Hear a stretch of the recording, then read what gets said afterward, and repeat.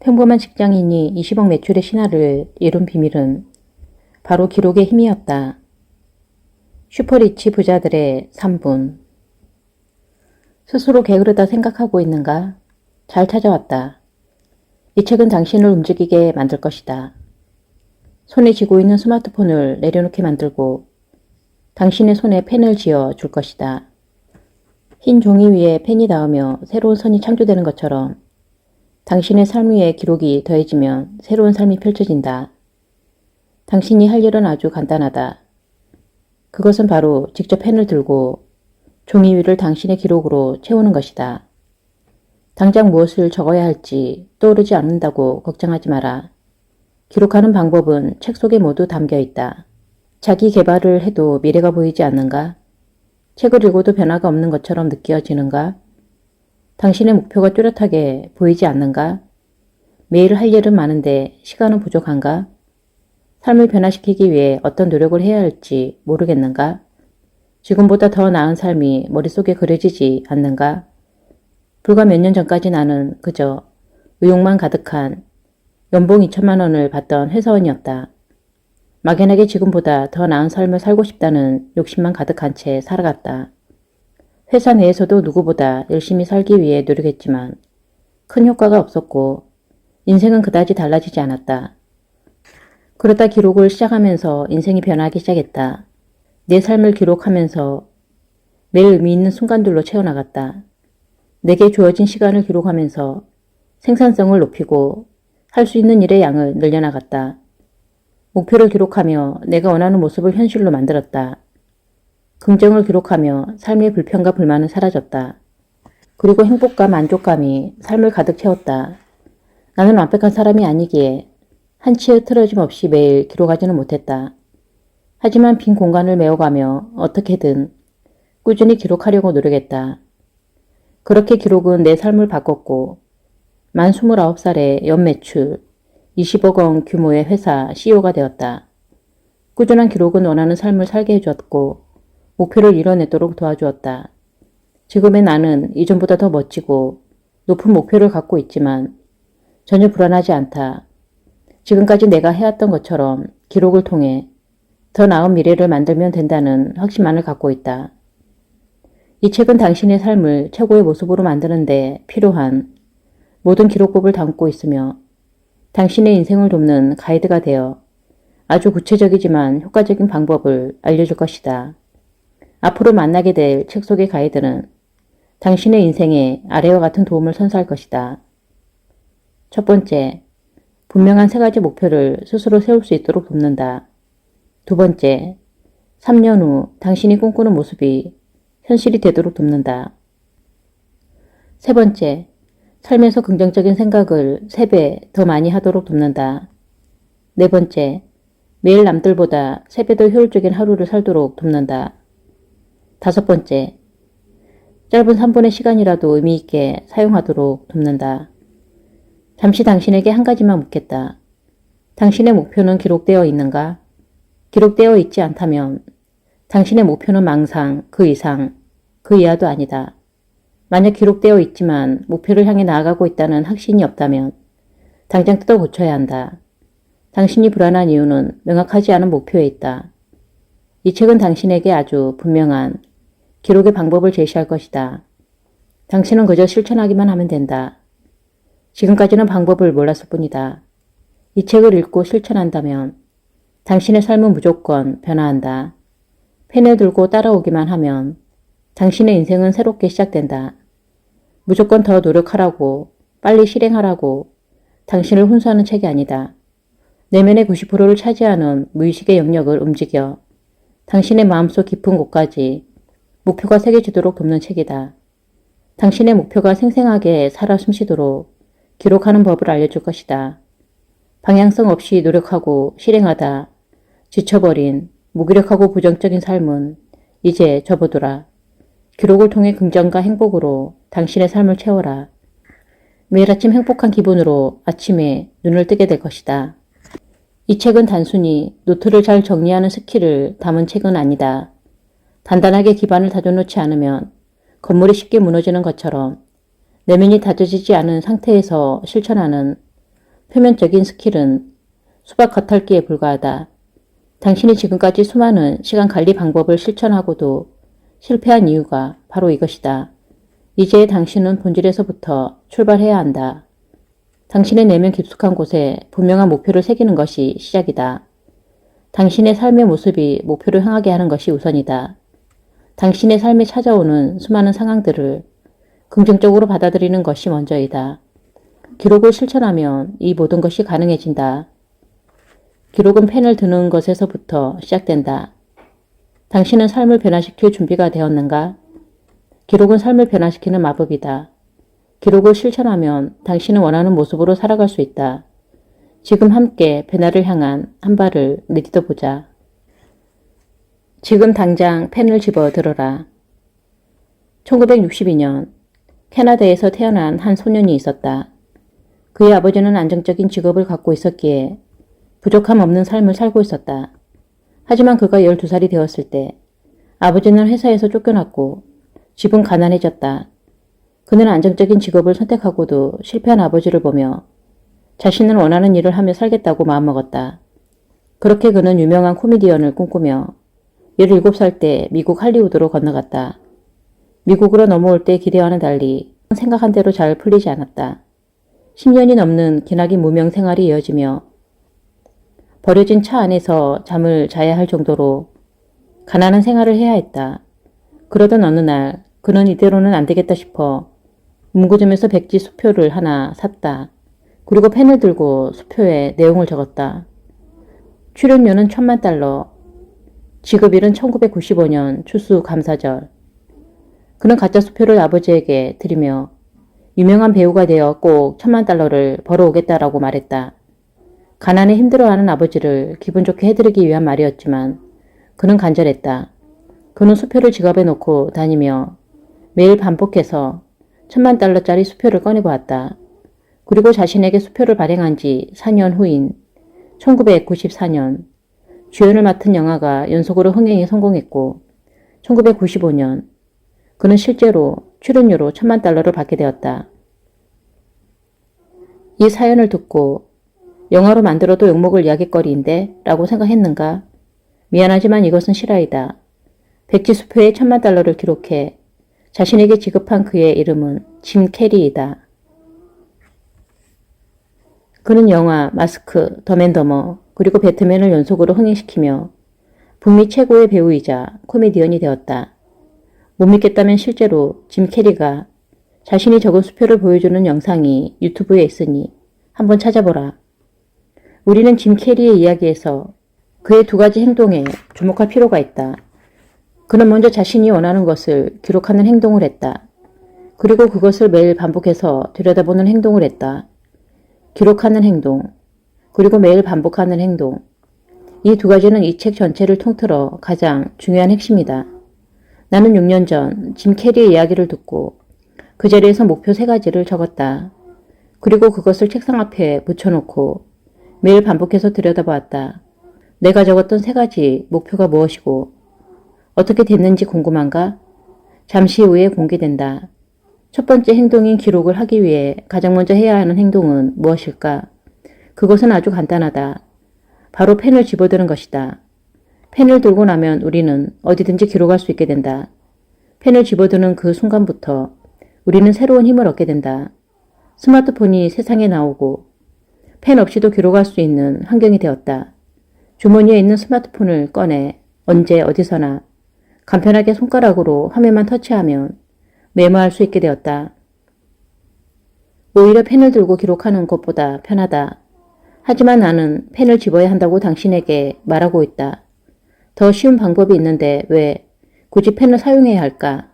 사카토 켄지는 인기도서 뇌를 움직이는 메모의 저자이다. 그는 자신의 책에서 손이 뇌를 움직인다 라고 주장하며 글자를 쓰는 행위가 사람의 두뇌를 활성화한다 라고 말한다. 우리가 스마트폰으로 메모할 때는 엄지손가락만 살짝 움직이게 된다. 하지만 실제 펜을 손으로 쥐고 기록하는 행위는 손과 팔에 수많은 근육이 사용된다. 그리고 기록하는 순간 펜의 끝부분에 우리의 모든 신경이 모이기에 내가 집중 상태로 들어가게 된다. 또한 화면을 터치하는 것보다 글자의 핵을 그어나가는 행위는 훨씬 더 빠르고 더욱 깊게 우리의 뇌에 각인된다. 스마트폰으로 기록하는 것은 회의와 같은 공적인 자리에서는 더욱 역효과를 낸다. 스마트폰을 들고 있는 모습을 보는 상대방이 내가 대화에 집중하고 있는지 아니면 딴짓하고 있는지 알 수가 없다. 그러한 불확실성은 무의식적으로 상대방의 신경을 분산시킨다. 그러면 대화의 집중도가 떨어지고 생산적이고 창의적인 회의로 이어지기 어렵다. 또한 스마트폰에 기록을 하면 알림이 뜰 때 종종 집중이 분산되기도 한다. 반면 대화 중에 펜을 들고 있으며 상대방과 눈을 마주치며 회의 내용을 기록할 수 있다. 그러면 상대방과 대화에 온전히 집중할 수 있게 된다. 또한 펜으로 기록하면 글자의 크기, 색상을 변경하거나 간단한 도형을 자유롭게 추가하며 기록할 수 있다. 그렇게 기록한 자료는 나중에 다시 볼 때 더욱 생동감 있게 회의를 떠올리게 해준다. 이처럼 펜을 들고 기록하는 것은 스마트폰보다 훨씬 더 효과적인 기록 수단이다. 삼성전자의 이건희 회장은 기록의 중요성을 직원들에게 늘 강조했다. 그의 기록 습관은 윗세대인 삼성전자 창업주 이병철 회장에서 시작된다. 이병철 회장은 메모 강으로 유명하다. 그는 언제나 펜과 수첩을 들고 다니며 기록했다. 사소하게 해야 할 일부터 큰 사업을 구상하는 것 모두 기록으로 만들어냈다. 그가 한 언론과 인터뷰에서 한 말을 잠시 들어보자. 저는 일어나서 제일 먼저 목욕합니다. 목욕하고 정신이 깨끗해지면 곧장 그날 할 일을 메모합니다. 그러면 15가지에서 16가지가 저절로 생각납니다. 그리고는 어제 한 메모와 대조해 보충합니다. 이병철 회장은 퇴근 무렵까지 메모한 내용 중에 실천하지 못한 것이 있으면 다시 수첩에 옮겨 적어 집으로 가져갔다. 그리고 그것을 다음날 아침 할 일을 기록하는데 다시 활용했다. 이러한 기록 습관은 회사의 중요한 행동으로 전파되었고 지금의 삼성이라는 위대한 기업을 만드는 기틀이 되었다. 미국의 16대 대통령인 에브럼 링컨은 항상 모자 안에 메모지와 필기구를 넣어 다니며 생각과 떠오르는 말들을 메모해 두었다. 그는 수시로 기록했고 독서를 하면서도 기억에 남는 문구나 이야기를 메모지에 펜으로 기록했다. 링컨은 대중 연설문을 대필 없이 직접 작성하기로 유명했는데 연설문을 쓸 때면 메모에 적은 내용을 참고하며 적었다고 한다. 그는 훌륭한 연설들을 세상에 남겼고 노예 해방이라는 엄청난 업적을 임기 중에 만들어냈다. 이병철 회장과 링컨 대통령의 사례처럼 기록은 습관적으로 반복하는 것이 중요하다. 한 번 기록하는 것보다 반복해서 기록하는 것이 더욱 큰 힘을 갖는다. 많은 위대한 사람들은 기록하는 습관을 갖고 있다. 그 이유는 무엇일까? 앞서 언급한 사카토 켄지의 말처럼 기록은 우리 뇌에 직접적인 영향을 미친다. 우리 뇌의 용량은 한정적이며 기억할 수 있는 시간도 제한적이다. 기록은 뇌에 있는 생각이 사라지기 전에 옮겨두는 유용한 도구가 된다. 이병철 회장과 링컨 대통령이 남들보다 뇌의 용량이 더 컸기 때문에 더 많은 일을 할 수 있었던 것은 아니다. 그들은 기록을 통해 또 다른 저장 공간을 확보해 두었던 것이다. 기록은 뇌에 있는 생각을 꺼내는 도구로서 생각과 뇌를 분리시켜준다. 만약 기록하지 않고 모든 걱정을 머릿속에 그대로 넣어둔다면 걱정들은 내가 생각하지 않아도 수시로 떠오르게 된다. 걱정을 스스로 통제할 수 없는 상황이 되는 것이다. 하지만 펜을 잡고 걱정과 생각을 노트로 옮기게 되면 머릿속에서 빠져나가 종이로 옮겨진다. 그때부터 뇌는 다른 생각을 하고 더욱 창의적인 것들을 떠올릴 수 있는 상태로 세팅된다. 이 책을 집어든 당신은 삶을 원하는 모습으로 변화시키고 싶다라고 생각하고 있을 것이다. 현재 당신의 어떤 모습은 어떤가? 당신의 어떤 모습을 변화시키고 싶은가? 원하는 모습이 어떤 것이든 상관없다. 펜을 들고 기록한다면 당신이 원하는 변화는 시작된다. 지금 당장 펜을 들고 기록을 시작해보자. 지금 당장 분명한 3가지 목표를 적어라. 서울에서 미국 뉴욕까지의 직선 거리는 약 11만 킬로미터이다. 하늘에는 땅처럼 길이 나 있지도 않고 기류로 인한 수많은 불확실성이 존재한다. 비행기가 착륙하는 활주로는 우리가 보기에는 커 보이지만 실제 지도를 놓고 보면 보이지 않을 정도로 작다. 하지만 비행기는 그러한 불확실성 속에서도 정확한 시간에 정확히 활주로에 착륙한다. 우리는 살면서 수많은 목표를 설정한다. 누군가는 목표를 달성하는 반면 누군가는 달성하지 못한다. 그 이유는 무엇일까? 우리는 비행기가 목적지에 정확하게 도착하는 것과 목표를 달성해내는 사람에게는 아주 중요한 공통점이 있다는 것에 주목해야 한다. 엄청난 목표를 이루어낸 인물 중에 아놀드 슈왈츠제네거가 있다. 그는 세계적인 보디빌더이자 영화배우이다. 거기에 더해 정치인으로서 캘리포니아 주지사까지도 역임했다. 남들은 살면서 하나도 이루기 힘든 것을 그가 모두 성취할 수 있었던 비결을 한번 들여다보자. 오스트리아에서 태어난 그는 15살 때부터 세계 최고의 보디빌더가 되겠다는 명확한 꿈을 갖고 있었다. 그는 목표를 이루기 위해 미국으로 가고 싶었지만 당장 돈이 없었고 18세의 나이로 군대 입대했다. 군대에서도 그는 세계 최고의 보디빌더라는 분명한 목표를 항상 마음속에 새긴 채 살아가고 있었다. 그가 군대에 있는 동안 18세에만 참가할 수 있는 주니어 미스터 유럽 선발대회가 열린다는 소식이 들렸다. 18세인 아놀드에게 올해가 참가할 수 있는 마지막 기회였기에 탈영을 감행하여 대회에 참가했다. 그리고 아놀드는 대회에서 우승을 차지했다. 탈영이라는 큰 죄를 지었지만 대회에서 우승했다는 이야기를 들으며 감동한 상관은 부대 안에서 그가 운동에 전념할 수 있도록 전폭적인 지지를 해주었다. 군대에서 몸을 다진 아놀드는 제대 후 20살에 미스터 유니버스를 최연소로 우승했다. 그리고 미국으로 건너가 23세의 나이로 보디빌딩 최정상 대회인 미스터 올림피아에서 우승하며 세계 최고의 보디빌더가 되었다.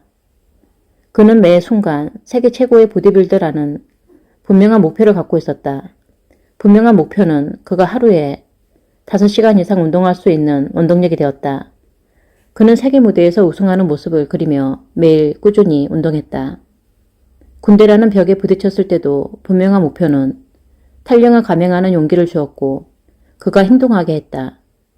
분명한 목표는 우리가 무엇을 해야 하는지 알려주고 목표를 향해 움직이게 만든다.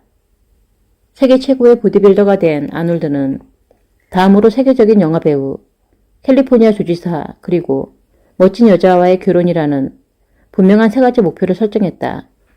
그렇게 다음 목표를 달성하기 위해 그는 또다시 행동했다.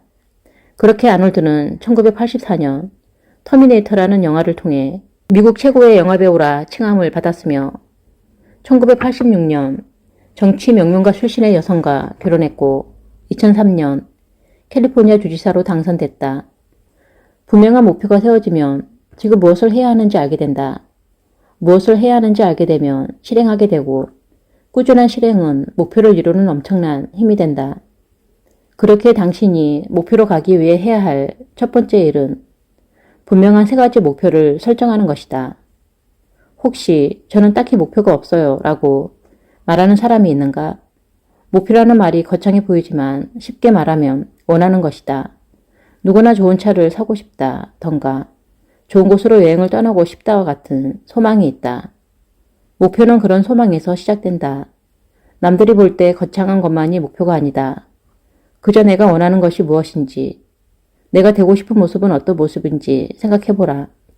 원하는 것을 떠올렸다면 이제 그것을 목표로 만들어야 한다.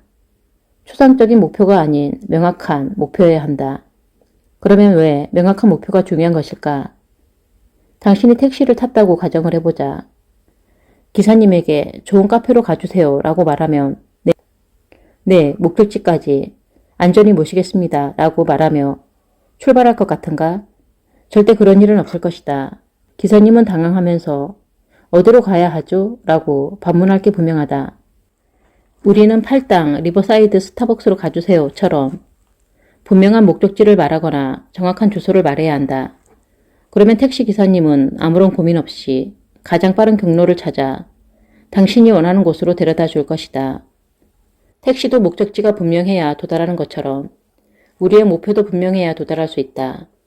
좋은 차라는 목표에서 좋은이라는 단어는 추상적이기에 정확한 이미지를 떠올리기 어렵다. 누군가에게는 국산차가 좋은 차일 수도 있고 누군가는 람보르기니는 되어야 좋은 차라고 생각할 수 있다. 그렇게 당신이 원하는 차량의 모델명은 무엇이고 금액은 얼마이고 어떤 옵션을 갖고 있으며 원하는 색상은 무엇인지 정확하게 정해야 이미지를 떠올릴 수 있다. 그리고 차의 정확한 가격을 안다면 현재 가진 돈과 수입을 계산해 언제쯤 차를 살 수 있을지 목표 시점을 정할 수 있다. 아놀드 슈왈제네거처럼 나도 3가지 목표를 세우고 그것을 이룬 적이 있다. 2015년 7월 나는 이전 회사에서 악착같이 모은 4천만 원을 투자해 사업을 시작했다. 하지만 예상했던 것과 다르게 개발이 지연되었고 투자한 돈은 1년 만에 모두 바닥이 났다. 그 당시 돈이 다 떨어져 어머니에게 500만 원을 빌려 겨우 급여를 지급했었다. 3년간 악착같이 모은 돈은 1년도 안 되는 기간에 사라져버렸다. 게다가 급여도 제대로 줄 수 없는 상황이 되니 매우 절망적이었다. 그러다 짐 캐리의 사연을 듣게 되었고 나도 이렇게 끝낼 수는 없다라고 다짐하며 책상에 앉아 3가지 목표를 적었다. 첫 번째, 지하 공장을 탈출했다. 두 번째, 연 매출 10억 원을 달성했다. 세 번째, 좋은 동료 10명과 함께 일하고 있다. 그 당시 나는 2명의 직원과 지하 2층에 있는 30평의 작은 공장에서 일하고 있었다. 그리고 연 매출은 3천만 원도 채 되지 않았다. 위에 적은 3가지 목표는 현실적으로 보면 불가능했다. 하지만 나는 분명한 3가지 목표를 세웠고 종이에 기록한 후 책상 앞에 붙였다. 그리고 매일 목표를 들여다보았다. 그러던 2017년 초 새로운 사업 아이템이 시장에서 반응하기 시작했다. 작은 기계 부품 하나로 시작한 사업은 기계를 판매하는 영역까지 확장이 되었고 매출은 점점 올라갔다. 그로 인해 2018년 7월 회사는 지상 80평 공장으로 이전했고 그 후 1년도 안 돼서 150평으로 다시 확장됐다. 다음해인 2019년에는 목표로 기록해두었던 매출 10억 원을 달성했으며 그해 연말 워크숍을 갔을 때 총 인원은 10명이었다. 목표는 이룬 순간 머릿속에서 바로 떠오를 수 있도록 명확하게 적어야 한다. 먼저 3가지의 분명한 목표를 적어보길 권한다. 목표가 너무 많으면 기억할 수 없다. 3가지면 충분하다. 우선 펜을 들고 목표를 적어보자. 어떤 목표라도 좋다. 자신이 원하는 것이 무엇인지 잠시 눈을 감고 생각해보자. 직업, 돈, 차, 집, 건강, 사랑, 무엇이든 좋다. 처음에는 구체적인 목표를 떠올리기 힘들 수도 있다. 우선 본인이 생각할 수 있는 범위 내에서 최대한 구체적으로 만들어 보면 된다. 펜을 들고 3가지 목표를 적는 것. 그것이 시작이다.